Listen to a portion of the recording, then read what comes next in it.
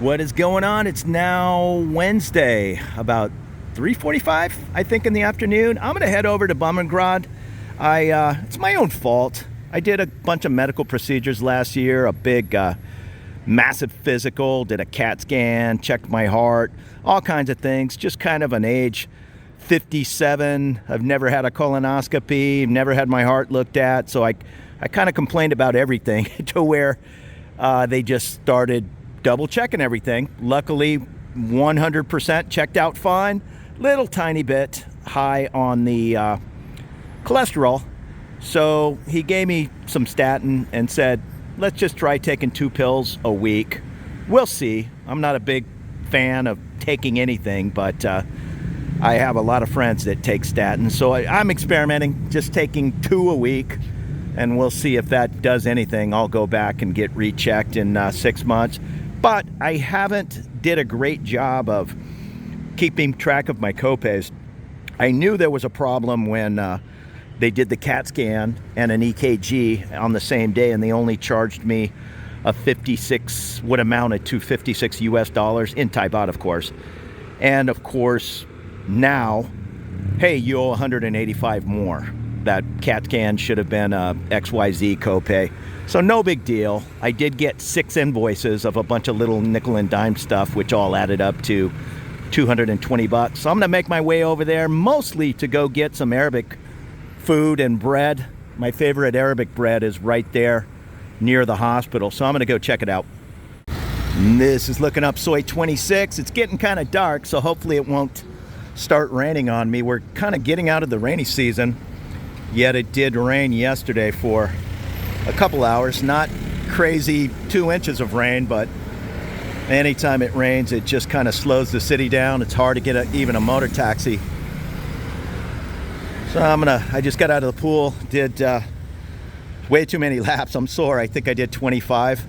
I'm trying to do better, learning my Thai, so I have my little cheat sheet all in a Ziploc bag, and I put it there at the pool and swim up and down the pool saying whatever phrase over and over.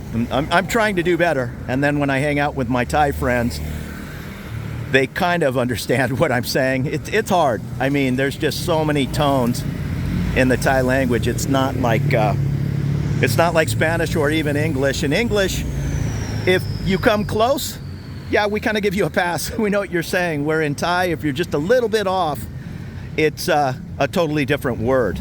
I'm going to do my best to at least be polite. And like I say, what little I'm learning, I'll throw on my friend about, hey, I'm hungry, let's go get some food, and on. And she says, yeah, very good. That was really close. I'm a fan of watching other YouTubers, and I don't know what's going on. I've been watching a series of guys here in Thailand, Philippines, whatever. I watch a couple of guys in the Philippines. I just have over the years. I never really planned to retire there. It's just an interest of mine. Guys moving overseas and being expats and how they're adjusting. But a lot of the videos, well, not a lot, but some of the videos I've been watching lately, it's guys that are, I can't believe how bored I am in retirement and on and on. I just don't understand that at all. I don't have enough hours in the day.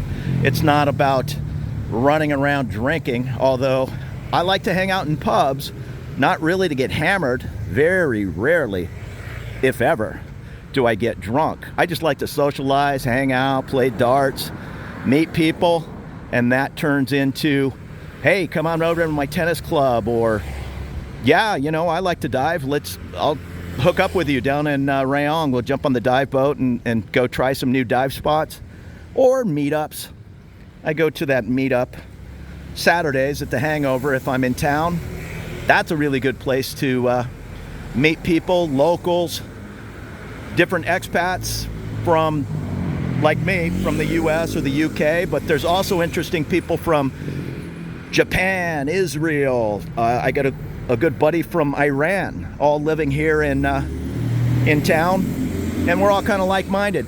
Head to these meetups just to meet other people and get to know our new home base of Bangkok. But as far as being bored in retirement, yeah, I do not get that at all. I couldn't wait to retire. I loved working. I loved all my buddies and hanging out at work.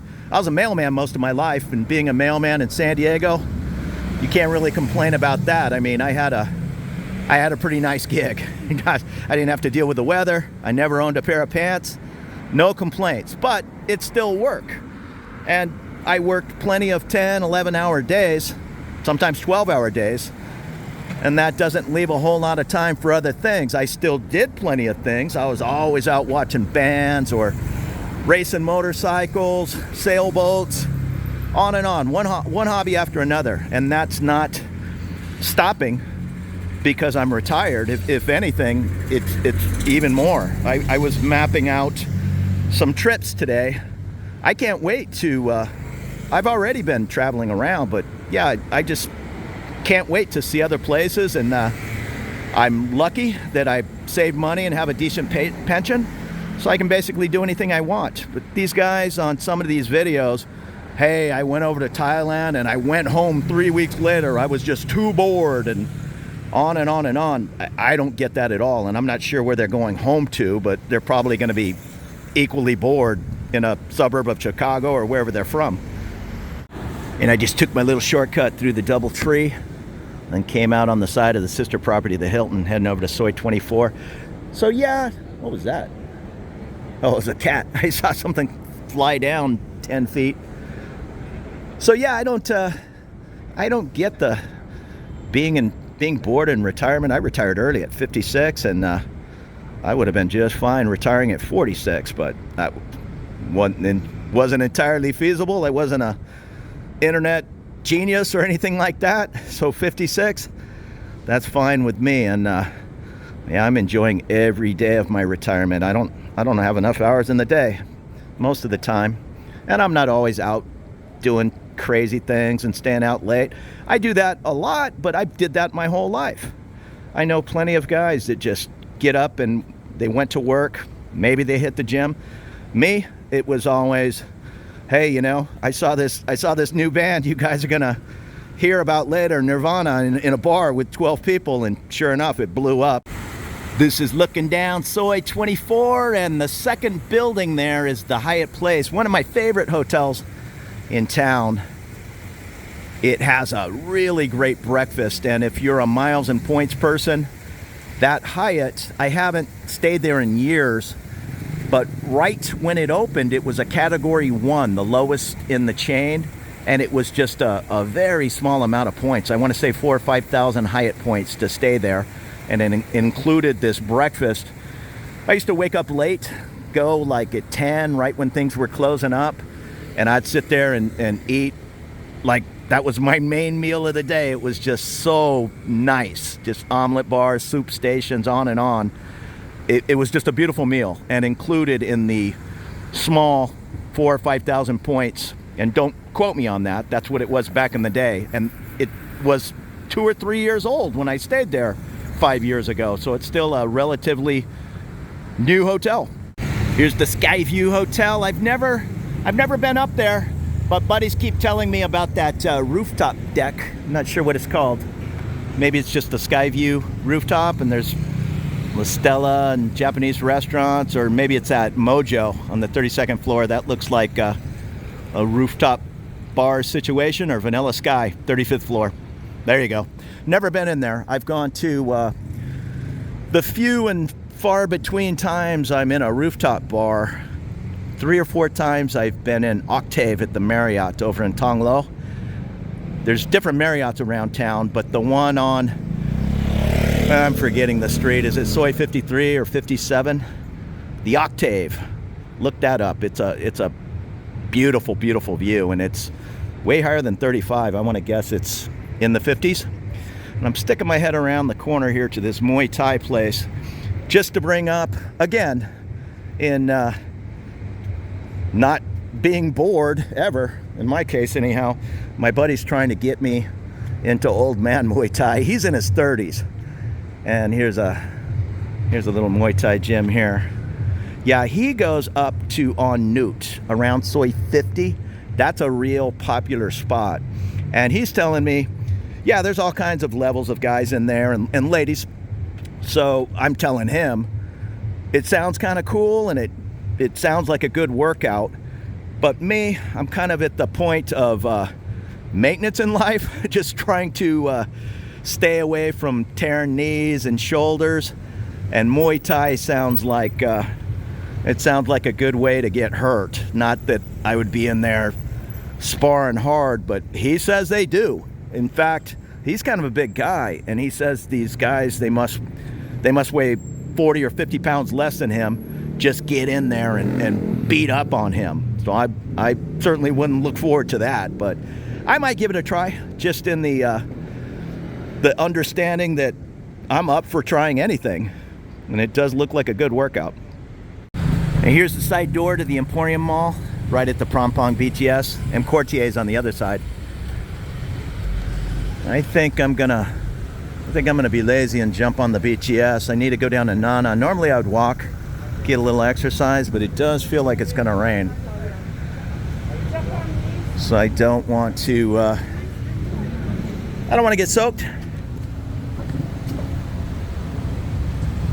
So I am gonna meet a friend here in a few hours, or maybe 3 hours, at the Royal Oak over on Suite 33/1. It's trivia night. So we're gonna go over and have a little pad thai, have a little dinner. I'm gonna walk up and just jump on the BTS Prompong and head the 2 stations down to Nana. Then walk over to the hospital, give them my money. And that is looking down Soi 24, where I just came from. The Hilton is about 500 feet down on the left, and the Hyatt's about 700 feet down on the right. Hyatt Place. Train's kind of busy at almost 4 p.m., but you'll get in there. Just watch the arrows. Don't stand in the middle. That's where people are going to come piling out. Stand here or stand there, and everybody understands the system. You stand right here, and there's going to be some young Thai girl looking at her phone who's just going to plow right into you. And I made my way up to Nana Station. Off in that distance, maybe a kilometer, Bumrungrad, one of the nicest hospitals in Thailand, if not Southeast Asia. I have Blue Cross Federal from being a retired mailman. So Bumrungrad is in network. There are 3 or 4 hospitals in network here in Bangkok. I think Bangkok Hospital and other larger private facilities, but that's nice because they do the direct billing. In a lot of places, like I was in Bali, I cracked my head open surfing. Well, I was helping somebody learn how to surf, and she ran over my head, and no big deal, but there was a rusty bolt holding the leash on, and I needed 8 stitches on the top of my head from that stupid little bolt. That building right there, Ness, I guess is how you say it, that is where I went to Siam Legal. And I forget the gentleman's name, real nice guy, but I paid him the attorney fee, and he sent me to Bangkok Bank, and 0 problems opening my bank account. I did the visa and all on my own. He offers those services, but we both agreed, I'm pretty good at paperwork, let me go in there, see if I can take care of it on my own. If I totally get frustrated, yeah, I'll come back and give you a bunch of money and you can do it, but I knocked it out, no problem. The bank account, that was another matter. That was 5-6 banks I went into, and they all turned me away. Your mileage may vary on that, but yeah, I didn't have any luck with, what did I have, 15,000 cash in hand, wearing a nice shirt and pants, very respectful, and they just weren't having it. That's looking up Soi 7 and the popular beer garden right there on the left. I've never really spent any time in there. I went in there with a buddy. I got some friends coming into town soon, and they're staying up in this area, so maybe we'll go in there and just look around. But yeah, that's not on my rotation of places to hang out. And that's the other thing. Again, getting back to this being bored in retirement. Maybe, I guess, if your only hobby is hitting the bar a couple of times a week and then working hard, maybe if you retire and you hit the bar 5-6 nights a week, that would get old real quick. But don't blame that on Thailand, in my view. That's that's on you. There's 1,000 things to do here, especially in Bangkok. I mean, tonight I turned down a couple of other offers. I have a bunch of friends. They're all going to a new Mediterranean restaurant. Again, it's just a hangout, trying new places. It's kind of a, not really a foodie meetup. It's not pretentious or anything like that, but it's definitely, let's all get together and go to this Indian restaurant, or in the case of tonight, it's a new Mediterranean place, and it's just a hang. So if nothing else, get out there, try new places to eat and all. And if your number one hobby is drinking, there's 10,000 places to drink. Just don't go to the same bar over and over. Yeah, that'll get old quick. Across the way, that's the Landmark Hotel, and just up there is Soi 4 in the Nana Plaza. Off to the right here is Soi 5. Where are we at? Soi 5 and Soi 3. Kind of the, I guess I'll call it the Muslim area of town. They call it Soi Arabia or Little Arabia, different names, but there's a lot of different ethnicities in there. No real drinking going on or bars, but plenty of cool coffee and tea places, and excellent food. One of my favorite spots in town with the homemade naan bread. And there's a peek down Soi 5. I forget who it is, different gentleman. He comments every time I'm down 5 about Gulliver's. I'll take a look after I go to the hospital. I did walk past Gulliver's in Pattaya recently, and it was still going strong. So I assume it's the same owner, it's the same name and same billboard, but what do I know?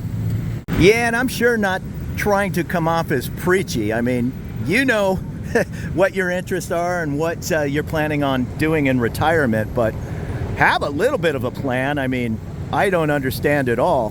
What's up, man? These guys that just say they're bored in retirement, that's just crazy to me. And off to the right here, Soi 3. That's where the hospital is, behind that large building. And directly across is Sukhumvit, Soi 4. And the Nana Hotel. And on the left side, across from Nana Hotel, is the crazy Nana Plaza, which I'm not a huge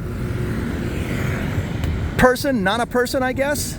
I don't go there that often. Again, when my friends come into town, I'm sure we'll be there, but I just get out to the regular restaurants, and if we're getting crazy and we all want to go check out the nightlife, we're usually at Soi Cowboy, but there's Nana Plaza there on the left. But if you want to experiment, check out some different foods, or maybe you already know different Arabic foods, Somalian, Bangladeshi, come over here in between. I would say start on Soi 5, then come over here, Soi 3. There's Soi 3.5, I believe. You're gonna find all kinds of really good food. Put in that Gulliver's bar or the Foodland over on Soi 5. Just head to that with a Google search, and yeah, you're gonna be in hog heaven. And lots of traffic on Soi 3, this busy one-way street. Off in the distance on the right, I think it's the residence of the ambassador to Japan. I don't think it's the embassy, but I know there's a big Japanese facility way off in the distance where you see that big radio tower. Yeah, I'm a big fan of this shawarma. And see the bread here, the homemade. They're still calling it naan bread. I thought Arabic bread was called something different, but it still says naan on the menu. Well, where that is made, that's the restaurant I go to. He's got a brick oven, and he's just making the bread for all the other different restaurants around town. But I just lucked out one day and happened to end up at the little restaurant. It's on Soi 5 next to the Foodland. So that's my go-to spot. Again, I'm not opposed to trying new places, but when you get a favorite Arabic food place, yeah, I just go back over and over. I bought a really good Sony camera and a really good low light lens. I mean, the lens was almost as much as the camera, and I've never used it for YouTube. It's just too bulky. I'm recording this on the best Samsung phone they make, and it comes out fine. But hauling that big camera around, it's everybody's looking at you, and just right now with this phone, yeah, nobody takes a second look at a guy who's filming with I try not to stick it in people's face, but they don't take a second look with you walking down the street holding a cell phone. But I am going to do a little street photography just for fun, just whatever it is. I mean, I was watching a guy who all he did, and he made a book about it. It was kind of interesting to me anyhow. He would go around taking pictures of all the restaurants. This guy was in Hong Kong, and the way they hang the mops out behind the restaurant. I mean, most of these places had 10 mops, and it was just him out doing street photography in these alleys in Hong Kong, and just the lighting and the neon and all. It was really cool. And yeah, that's another great hobby. I don't know if I'd be a mop guy, but I've always been interested in different street graffiti and street art, and there's plenty of that. There's plenty of art in Bangkok, well, all over the world, but just in a 10 square mile area here in Bangkok, I'm sure that could keep me really, really busy. Go out and on the hunt, finding the different street art, and then using my really good low light camera. I'm all about night. I'm not really a day person at all, especially in the Bangkok heat. This is the Pakistani embassy, I think. Yeah, the embassy of the Islamic Republic of Pakistan. So here's Bumrungrad, world-class facility. I'm not gonna do any filming in here tonight. I will put a couple of links. I did a video on, I think, having my colonoscopy here, on doing a physical, I believe. So if you're interested in one of the nicer hospitals in Southeast Asia, it's super, super international. This place is full of folks from all over the Middle East and all. I'm sure they come here for the level of care. Now, it's also going to cost top dollar if you're paying cash. Still going to be cheaper than anywhere in the West, but yeah, it's not super cheap. Luckily, I have the insurance, so I'm basically just paying my copay, so I'm grateful for that. But I'll put the links to some Bumrungrad videos in the video description if you'd like to see more. Okay, there you go. I was in the billing department for like 15 or 20 minutes, and it just started pouring outside. So now I'm stuck in the hospital. I don't really want to eat here. There are places to eat, and not really a food court, but there's some affordable food here. But I have other plans for food. I'm not getting wet. I brought my umbrella. I always have my umbrella, but I didn't bring my my water shoes, my wet shoes. So I'm just going to try to wait this one out. You have to, even me, I have to catch my breath sometimes because I'm in here. Here's the situation. I did a bunch of medical procedures in the last 6 months. I'm retiring, want to make sure there's no surprises, got the heart checked out, colonoscopy, on and on. And I did my due diligence. This is an approved Blue Cross hospital. We take insurance. They do direct billing, on and on. But I'm starting to understand the process. You can't get frustrated. I just basically paid $325 more US dollars because I'll say 80% of the copays that were submitted when I had the procedure, somehow Blue Cross said, yeah, we're not paying $8 for that one. We're not paying $12 for that one. One biggie, you owe $185 more. That was my own fault. I don't know if I mentioned it in this video. I think I did. I, like a dummy, only paid a $56 copay for a CAT scan, an EKG, and seeing the cardiologist. Now, I knew that wasn't right, so I kind of fully expected, yeah, that one's going to come back and haunt me, and it did. So I just paid another $185 for that. But I did a physical, which is supposed to be 100% covered, and I just paid $77 more for that. What it comes down to is oftentimes the lab work they do is a little bit more extensive than the lab work they're going to do in the US. And it's not crazy money, but this lab might be $12, that one might be $21, on and on. And when the final bill is said and done, yeah, Blue Cross didn't pay it, and the hospital says you owe it. Now, I would not have turned down that test just because Blue Cross wasn't paying for it. If my doctor here in Thailand says, I want to run these 13 labs during your physical, I'm not a doctor. Yeah, you do whatever you think, is medically needed, and I'll sort it out. Just keep in mind, don't get frustrated. Not all the time are Blue Cross and Bumrungrad or Bangkok Hospital, they're not going to match up all the time. So just plan on paying that little bit extra. I'm paying a whole bunch extra today because I didn't pay the correct amount on my CAT scan to begin with. That was kind of on me. But when they told me, you owe 56, I'm not going to sit there and argue and say, no, I think I owe 256, here's extra money. I just paid what they told me, and 2 months later it came back and sorted out. I will say this, and then I'll leave all this medical stuff alone. I know it's a little dry, but hey, it's a reality, and some people are going to experience the same issues I'm experiencing. I got a hepatitis vaccine. I don't have hepatitis. I'm under 60, so she said, hey, good idea. Get this 2-shot package, and it'll be a hepatitis vaccine, and it's supposed to be free, zero copay. Blue Cross agreed. If you're under, I think it was if you're under 60 and you don't have hepatitis, we pay for that in 100%. Well, I got a bill for 430 baht, which is $12 US, from the hospital. I got 7 bills, but that one I just immediately knew, no, that one's supposed to be free. They even tried to charge me when they gave me the shot, and I said, I have a guarantee of benefit, a GOB, that's what you'll get from the hospital and Blue Cross in my case, saying zero copay. So I said, no, I'm not paying anything. If, they charge me something later, I'll argue it because it's supposed to be free. Well, they did. They charged me 430 baht, and I called Blue Cross, and they said the way they billed it doesn't make any sense. They billed it for the vaccine, which is Energex whatever it was, I want to say 1,100 baht, and the Blue Cross person said we paid that. Then they billed 340 baht medical care and 100 baht physician fee.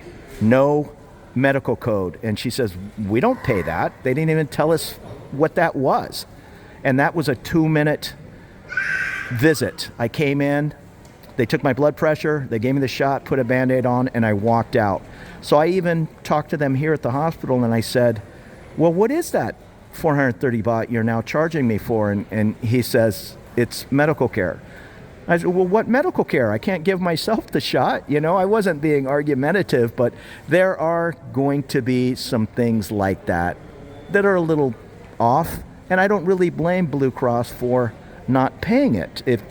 I don't understand why it wasn't all lumped together in one bill. 1,500 baht, here's the code for giving a vaccine shot. I'm sure Blue Cross would have paid for it. But when it just says medical care, and on one of my other bills, I asked her, well, what's this? They're charging me $8. And she says, yeah, we didn't pay that because it just says physician care.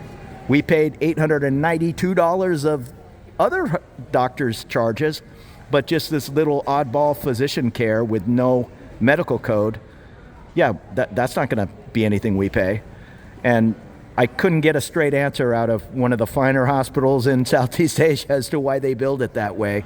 And I'm really not going to spend too much time arguing or trying to figure it out. I just paid my $12, paid my $8, paid my $185. Are we all caught up? Okay, we're good to go. I'm just throwing it out there just in case it happens to you. It's now about 5:20. And the rain's cooled things off, but kind of hoping we're getting out of the rainy season. I'm not a fan. I'm heading over here around Soi 3. There's a little series of shops I can cut through and get over to Soi 5.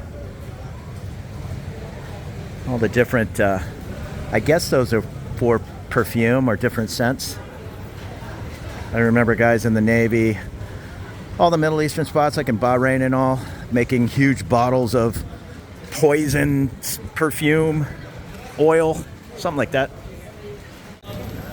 But it was dry as a bone whenever I walked over here, and you can see And it just puddles up fast. Here's the lady selling umbrellas.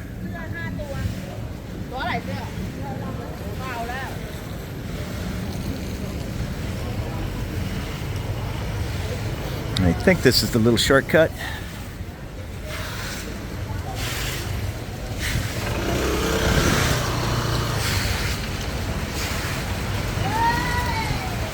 Uh-oh, here it comes. It's coming down again. I gotta run for it. I thought I was in a clear there for a minute. I put the umbrella away and just started a little downpour. I'll give it a few minutes. Right over there. They still have the Gulliver sign on, even though it's closed. That's Soi 5, where I'm heading to eat. Yeah, I thought that little cell passed.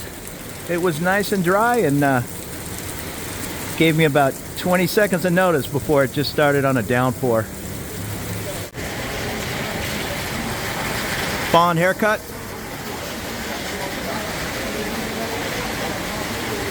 In the Bangkok Sahara Hotel.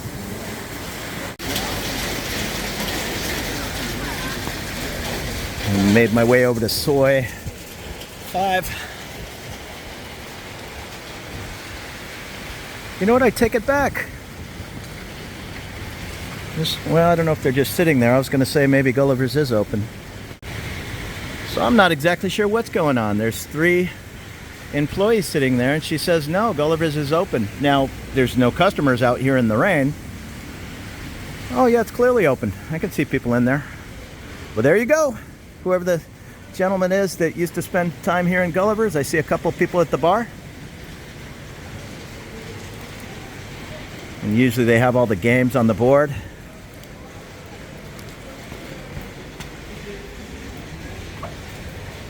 Yep. Gulliver's Soi 5. Back up and going. Sorry to spread any bad information there that it was closed. And I'm not sure. He told me he thought they were looking for a new owner, so obviously somebody owns the place right now.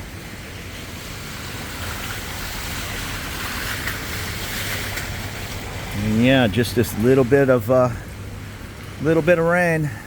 This isn't major flooding, but these gutters can only keep up so fast.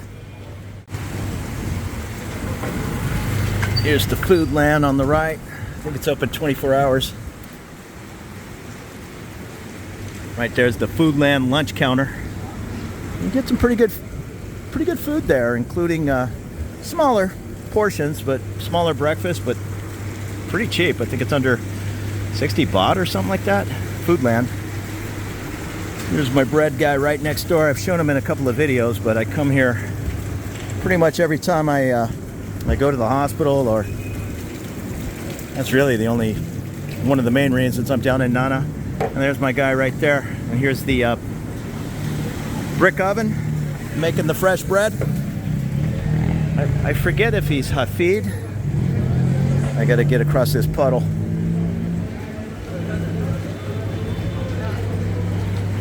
Yes, Hafid Restaurant and Cafe. And that's Sukhumvit right there. You can see the landmark hotel across the way. So I'm gonna sit down and order some food.